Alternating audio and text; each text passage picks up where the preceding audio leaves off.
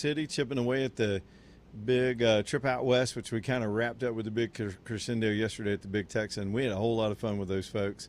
I hope y'all were able to tune into a lot of it, and I'll be back in the studio on Monday. Excited about that, too. Hueytown Pawn, I got to get over there and hang out with Tommy. He just reached out to me, and they had a great trade show last weekend with the World Deer Expo, and he told me they just got another batch of those law enforcement Glocks. Now, let me try to explain this if y'all don't remember when we did this before. But law enforcement programs, different LEs all over the country will get issued these standard issue Glocks and different calibers. Some are 40, some are 9, whatever the departments use. And then some of these guys will carry these guns as their service weapon, never use them really, maybe go to the firing range. Some have never been fired. Some have never been distributed. But then when they cycle out, there are programs to take those offline and give them a fresh set of Glocks. Tommy's found a way to go out and buy these things in batches. So he'll get a bunch of them in at once and can put them on sale at an incredible price. So he's got these, what he and I call LE Glocks in the store right now with a small batch. This wasn't as large as some of the batches that I call them batches, but he'll get a whole bunch of them at once. And this shipment was not as big. So when they're gone, they're gone. But right now they are on sale at Hueytown Pawn for $3.99. I don't know which calibers they have, and that's going to change from minute to minute because people will come in and whatever's popular will sell first. But you owe it to yourself to get over there and visit with Tommy, get to know him, and check out the gun counter there at the pawn shop, and you'll see that they've got an incredible line of pre-owned stuff, brand new stuff, brands you're going to recognize, tactical stuff, lots of tactical stuff, AR pistols, AR-12 shotguns, sound suppression, all these things. Big part of what they do at Hueytown Pawn. So don't just keep going to the same old place. Go comparison shop and see what you think and get in on these Glocks that just hit the ground this week at Hueytown Pawn, $3.99, limited supply, Hueytown Pawn. All right, let's keep on going and get back to some other headlines. I just had another headline a second ago. Let me see if I can pull this back up. Tennessee just lost another one of these cases where, and AJ, I was just trying to send you something too. I'll get that to you in a second, making sure yeah, you got that interview, the Elon Musk interview. I wanted to get that in this hour. I'm afraid we're going to wind up, we've got another Trump event today. He did this big speech at the EPA, and it had to do with data centers and industry regulation and making sure the utilities are covering their own cost with all this growth and talking about the future of that. And we sort of started the show with some of that. But let me get some of these other things in. We just had an appellate court ruling in a case in Tennessee back to the congressional redistricting. I thought that was pretty much, as Al Gore used to say about climate change, settled science. I mean, it was pretty settled after the Supreme Court ruling that you just can't use race to draw these lines. That's it. That's as fair as it gets. You cannot use race as the deciding thing to draw any of these lines. We all went through the redistricting stuff months ago. Tennessee drew out a heavily what was a minority district and around the Memphis area. Some of the residents there sued. That just got slapped down.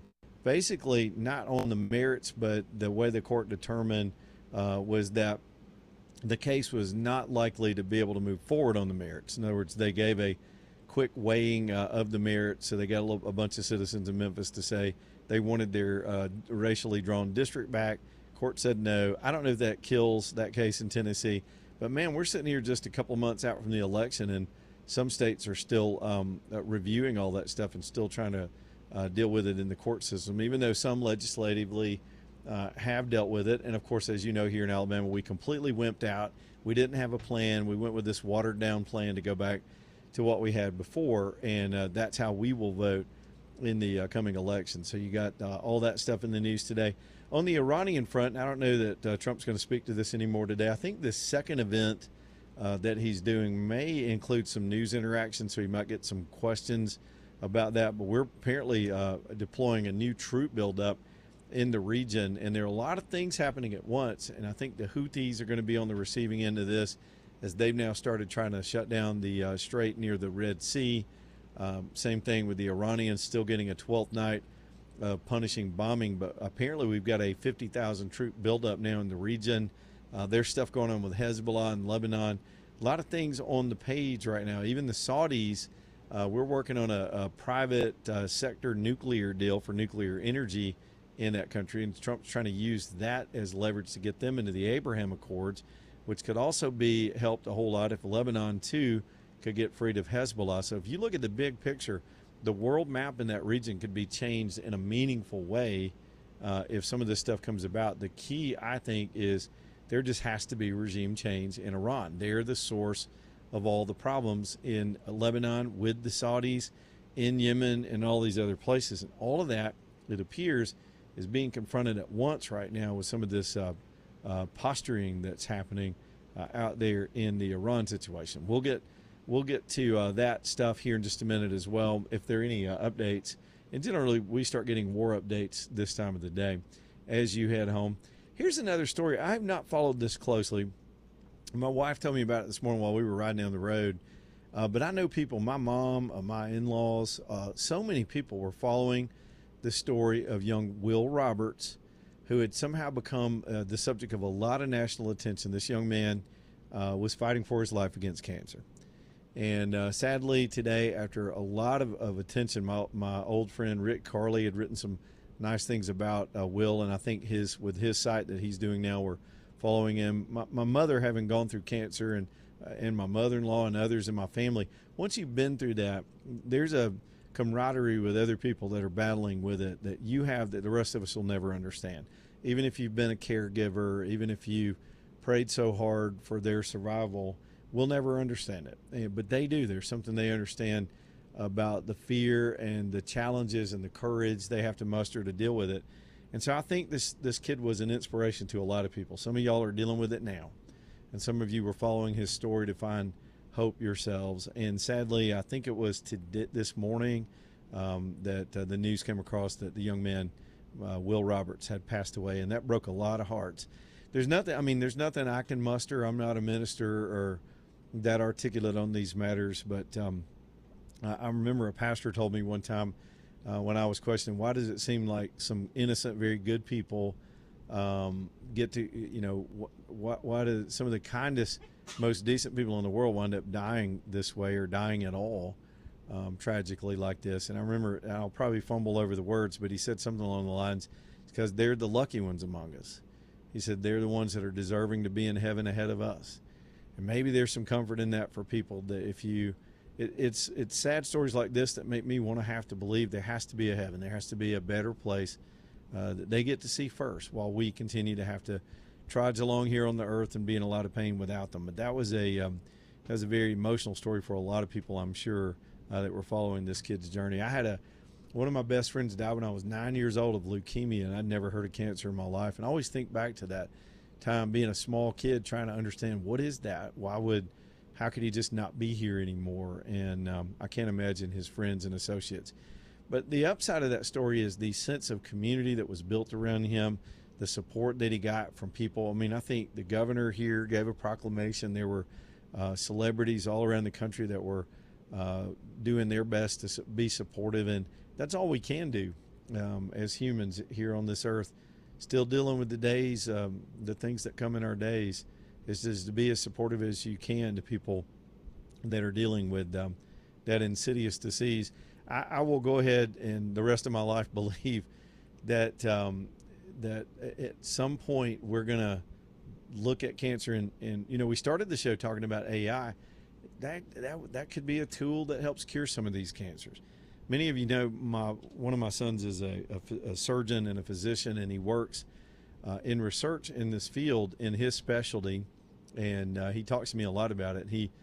I think what inspired his imagination was he read a book he's still trying to get me to read, but it's called The Emperor of All Maladies, and it's just about cancer itself. And one thing I learned from him is it's not one thing. We look at it and talk about it in ways that it sounds like it's one disease, and it's not. It's a lot of different things that we put under an umbrella, and the ways to fight it are different. The ways that the immune system can fight it off are different, one versus the other. Some more treatable if caught early than others, and we see that all the time. I saw a story today too on this same subject where William Shatner and his daughter are going through this at the same time. They just both got diagnosed with stage 4 cancer. But here's a guy who's already so well thought of, and now he's going through something very real and very personal in his life at his age. So it's a story that's always with us. But back to my point, I do believe that one day we're going to look back and think of how naive we were when we are able to cure it. I believe as fast as things are moving right now, we'll see a cure.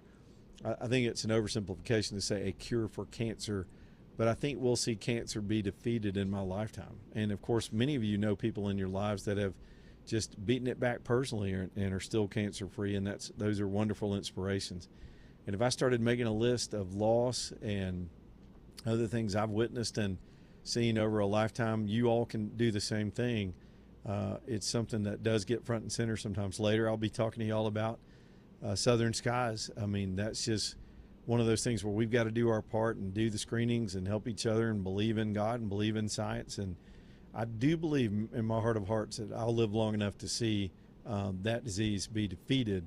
But today we did have that very sad story, and I had not talked about it because I wasn't personally following his struggle like a lot of people close to me are. But that was really sad news to have today. Some of the tough parts of this job are having to deliver stuff like that, having to discuss it from time to time. But young Will Roberts got to go to a better place today, if you want to put it in those terms. Let's keep on going. 545-9950. If you got any thoughts on any of these things, I've got a fascinating interview with Elon Musk. I've only heard portions of it, but as he can only do in his sort of simplicity, he dealt with this arrogant reporter at the Economist today, and it was very, very good stuff. I'll play that for you here in a minute. Kind of fresh stuff in the news cycle this afternoon. Alabama Dental Associates. I was just talking to you about skin cancer, and one of the things that's also a big part of our health care is taking care of our teeth. There's so many studies that show people with good dental health also have good overall health. I think it correlates to just being vigilant and being on top of things like this. So don't neglect your teeth. And some people just hate the dentist. And the thing is, Dr. Brian and his crew there, all those dentists at Alabama Dental, they actually totally get that. This is their field. They know people don't like to come into their office sometimes. So they try to make it as easy as possible. One of the first things is to spread out their schedules and just make it convenient for you, give you the time to get in there, and being open as late as 7 o'clock at night, being open on Saturdays. And then, of course, there's the incredible investment they made in diagnostic equipment, the strategy of having 4 different specialists under one roof so they can handle a lot of the things that come in, not just the basics, but they can handle some very detailed, unusual stuff that comes in the door at Alabama Dental. It is a comprehensive practice. And then, in my estimation, just as a patient, they've gone out and hired some of the kindest, best people in the business, those hygienists and everybody up front. They just take care of you and get you in and out of there and on your way. It's just one of those things we have to do in life. It's alabamadental.com for your appointment, alabamadental.com. Back here in just a minute.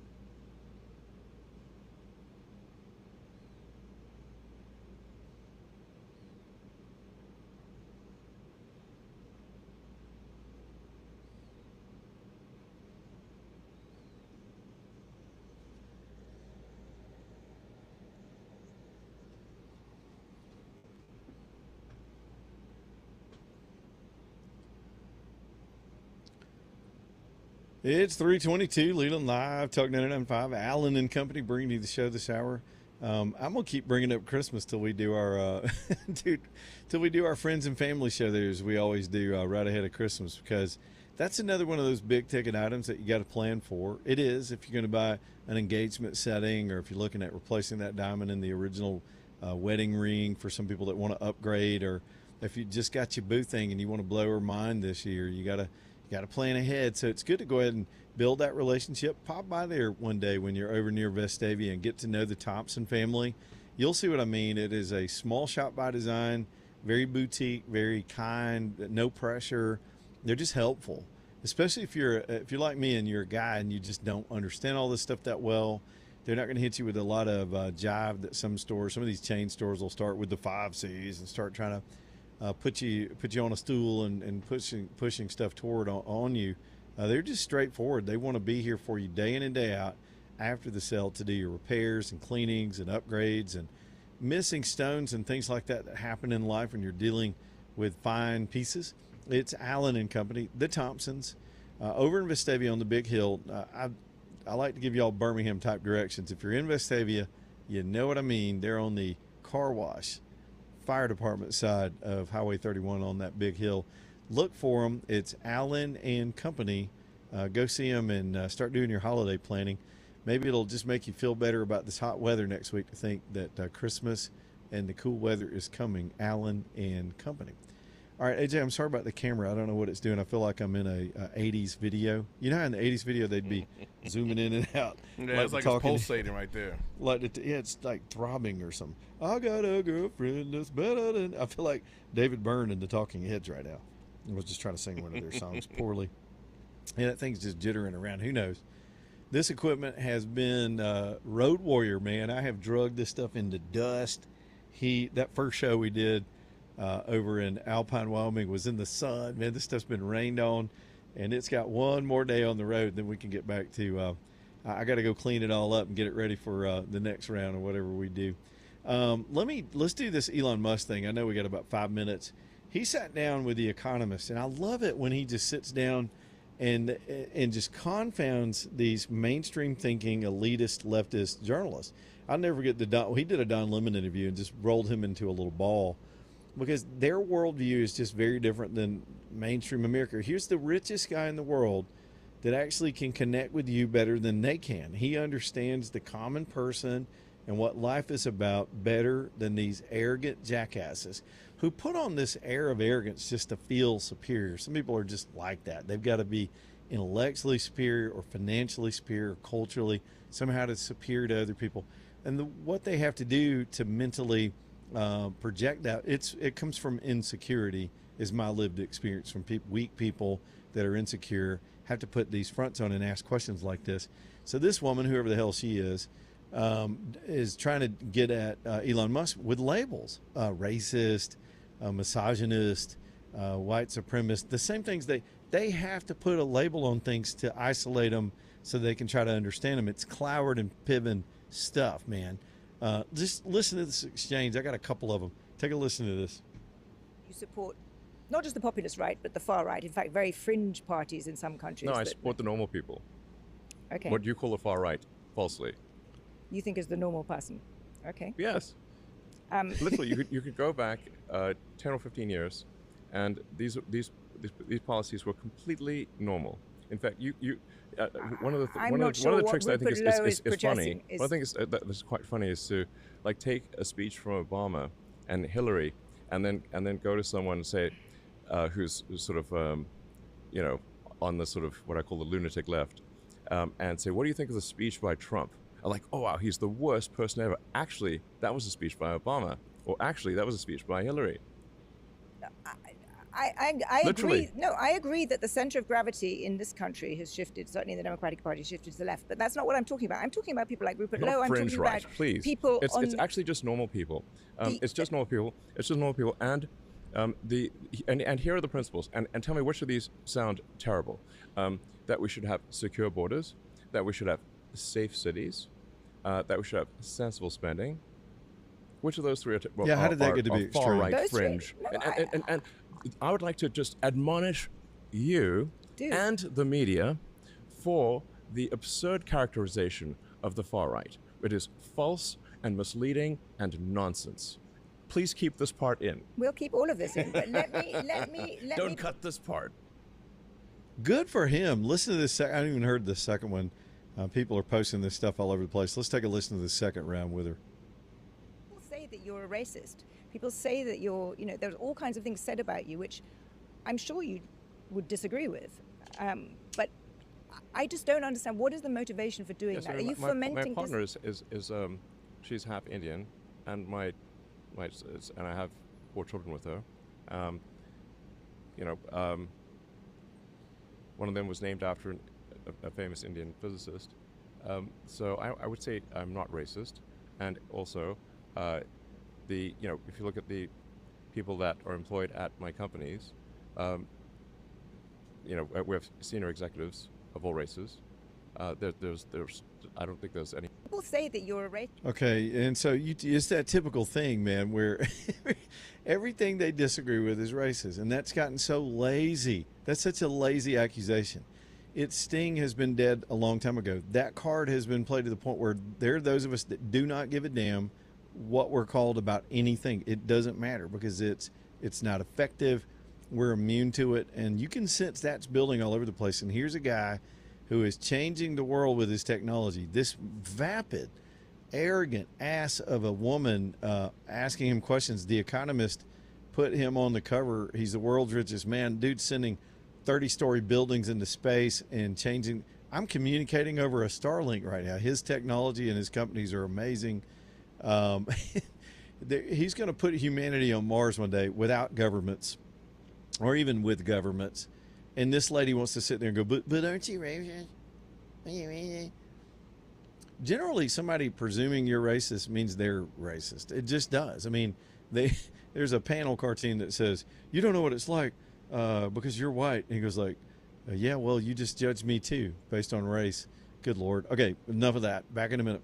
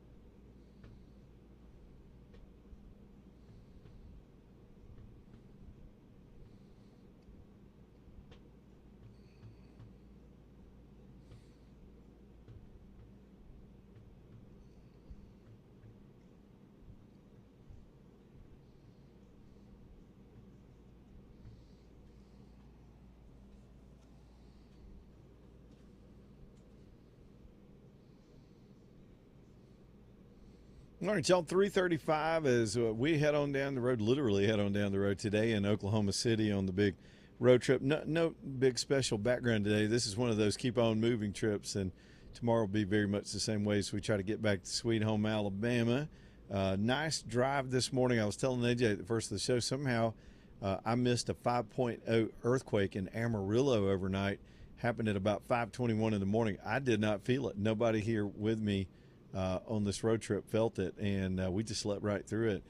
But that could be because we were in a very different environment than a home that was built sitting on a foundation if the ground shakes, as opposed to sitting in a motorhome. So there were reports that people felt it all over the Texas Panhandle and up into Kansas, over into Oklahoma, but no significant damage, at least above the ground, has been reported today from that earthquake. Just a little bit of what they're worried about is any kind of underground infrastructure, because a 5.0 is not an insignificant measurement. We've seen a lot of 7+ around the world lately, but just want to bring that up real quick.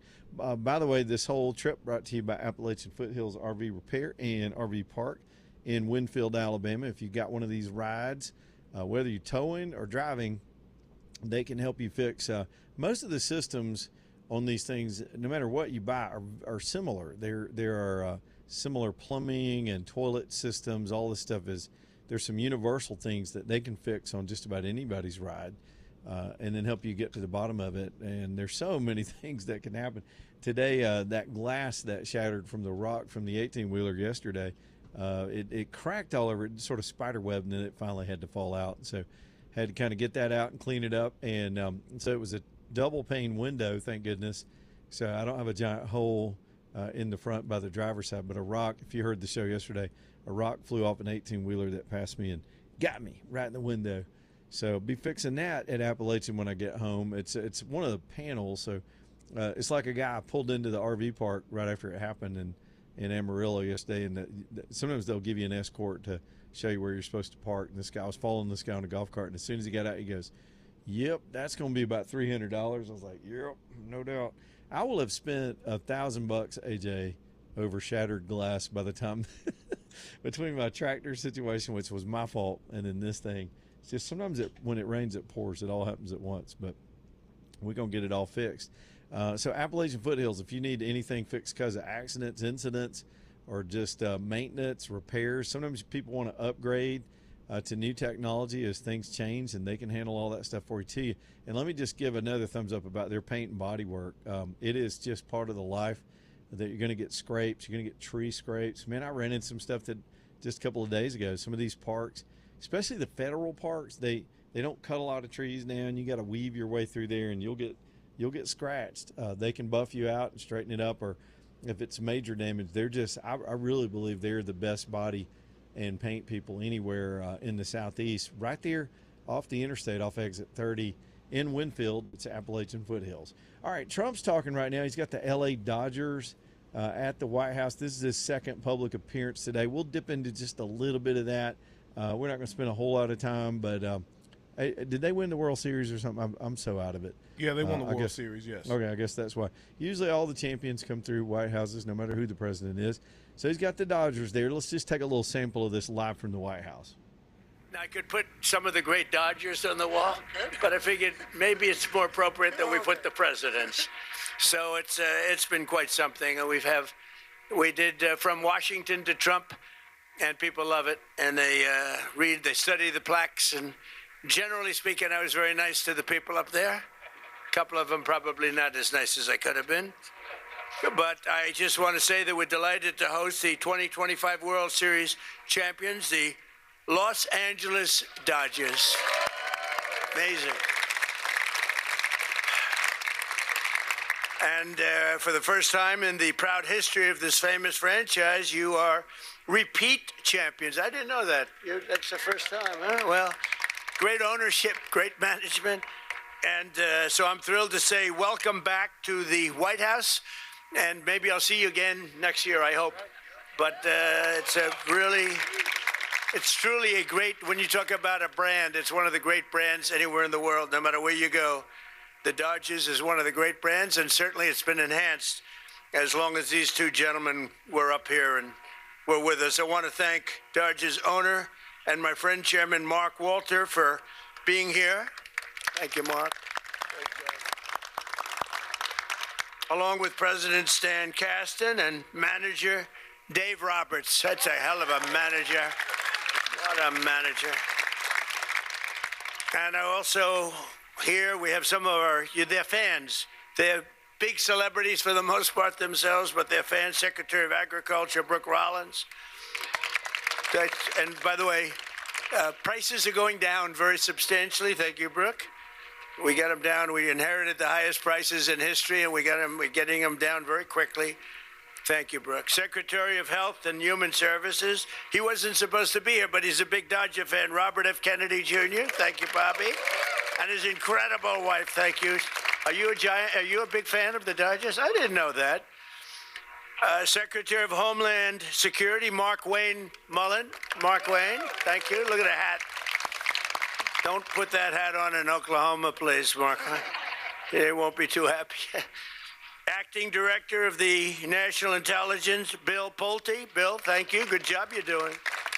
U.S. Ambassador to the Republic of Korea, Michelle Steele. So thank you very much. That's kind of boring. He's doing a bunch of introductions. And I'm sure if you're watching it live and if you're a big Dodgers fan, I suppose we probably have some Dodgers fans around the audience. I'm sure that's a special day for you. But if in this kind of setting, I don't see Trump taking questions. This is just one of those White House events, which is cool to see. Remember when you had professional organizations that would decide to dip and not go to the White House? It's so rude and stupid.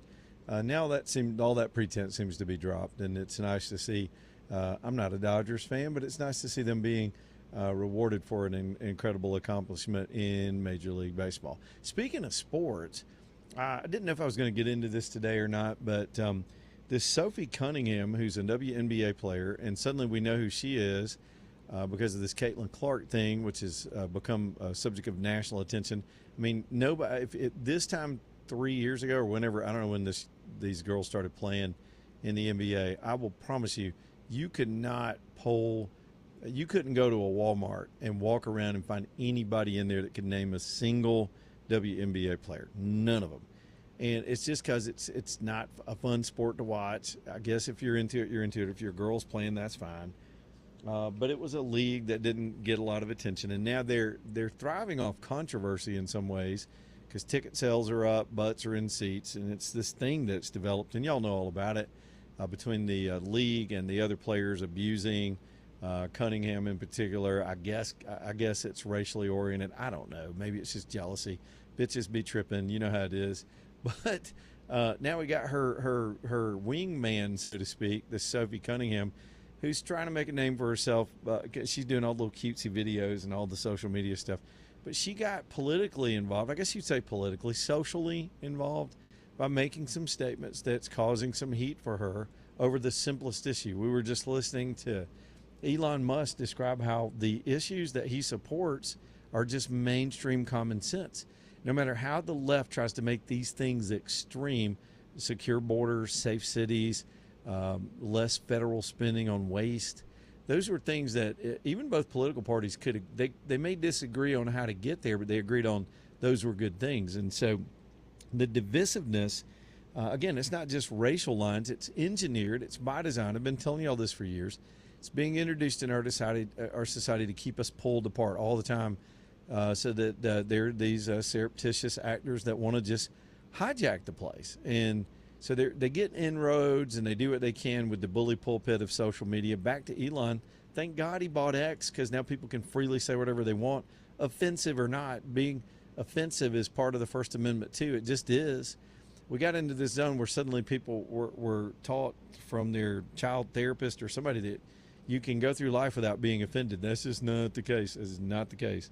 So here we are in Sophie Cunningham, and I heard the soundbite today. I don't have it pulled or anything. I'll just kind of quote it. She apparently is sticking up for women in women's sports. She's a woman. She's in a women's sport. It's called the WNBA because the W, I don't know how many of y'all know this, but it stands for women.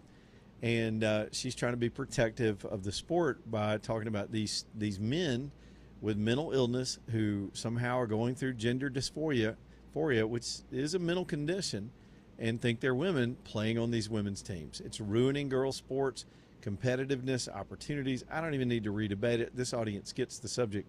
But it's a common sense thing. Men should not be hanging around in these women's locker rooms and beating them at their own sports, beating them in boxing, playing basketball with them, or any other sport. So as a woman, she stands up. And what we have is in the professional sports environment, particularly the sort of heavily lesbian environment of the WNBA, you've got a lot of peer pressure not to speak on these issues.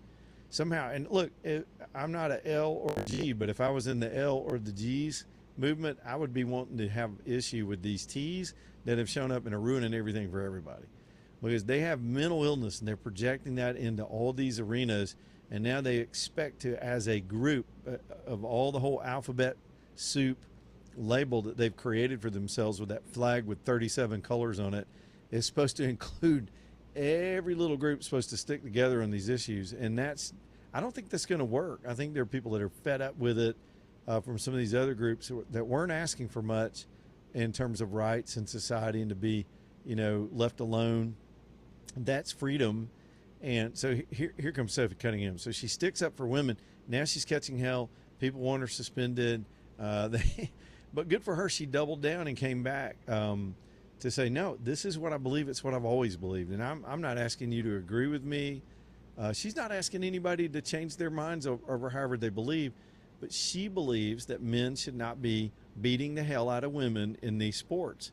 It's a biological reality. We all know this, and we've talked about it as a society. It's the stupidest thing that's come along in our society in decades. I trace it back to about 2013 or 14 during the Obama administration. And yes, he had a lot to do with it by pushing an agenda to start forcing people into these girls' bathrooms. And that was the first issue.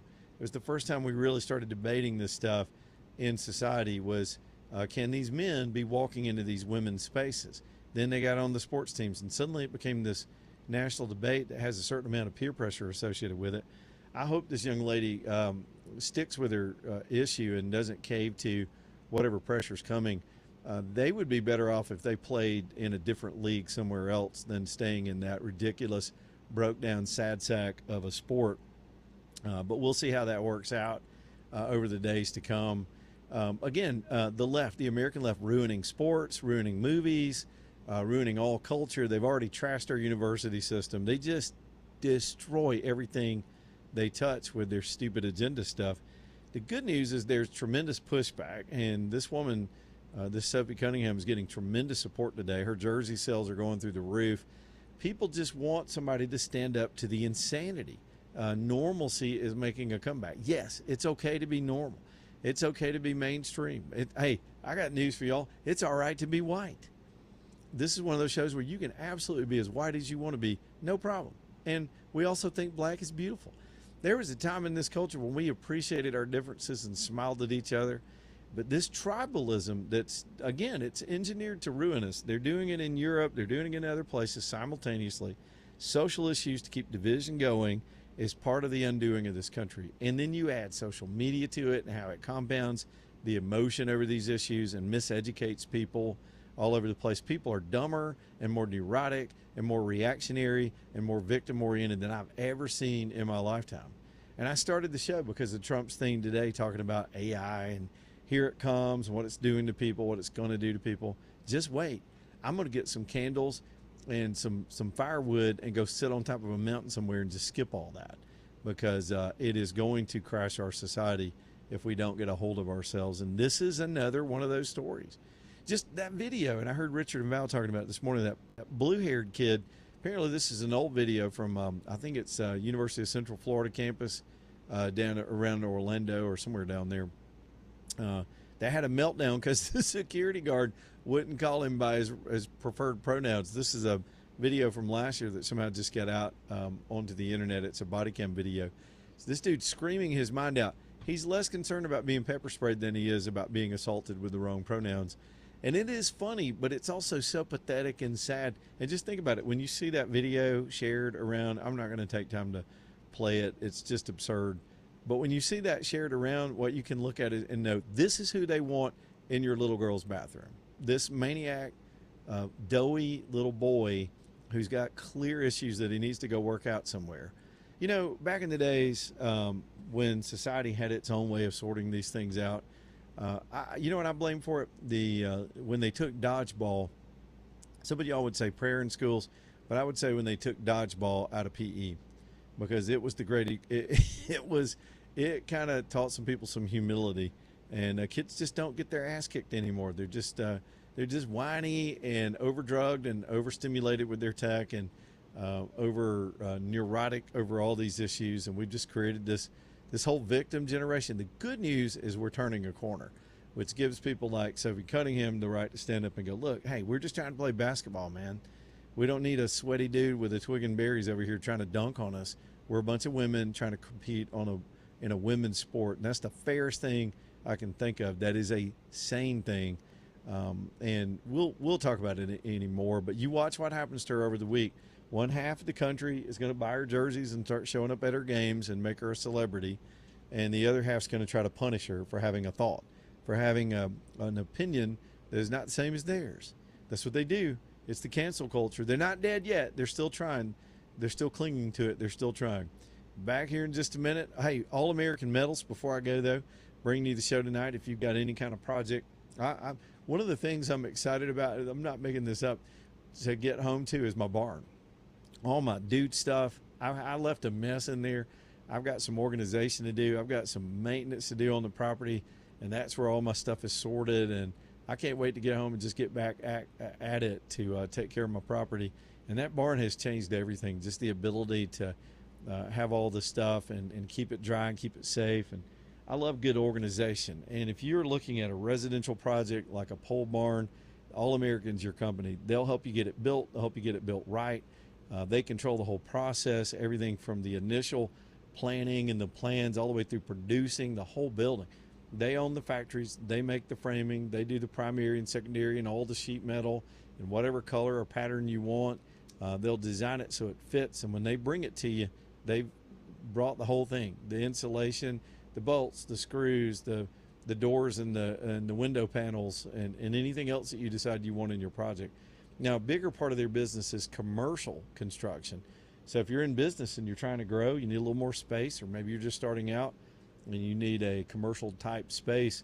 Of course, nothing's too big for them. They can build a giant warehouse, retail build outs, storefront build outs. People need some of the metal and steel for those things. Same thing, mini storage. They'll plan out a whole mini storage system if you want to invest in one of those and build the whole package for you.